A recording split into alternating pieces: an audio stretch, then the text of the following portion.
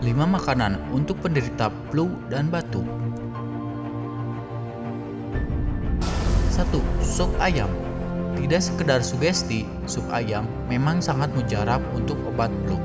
Kandungan nutrisi, vitamin, dan mineral dalam semangkuk sup ini akan mengembalikan daya tahan tubuhmu. Selain itu, sup ayam dapat mencegah dehidrasi. 2. Pecel sayur. Sekurang apapun nafsu makan, saat terserang flu, usahakan untuk menetapkan mengkonsumsi sayuran hijau demi memulihkan kondisi tubuhmu. 3. Susu. Bahkan saat kamu tidak terserang flu, kebutuhan tubuhmu terhadap susu harus tetap terjaga, minimal segelas sehari.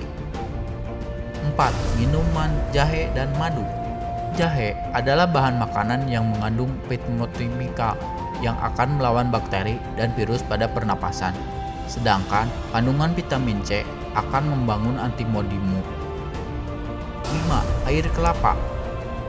Segelas air kelapa dapat mengandung kalori, gula, protein, sodium, karbohidrat, dan serat yang sangat dibutuhkan tubuh saat flu.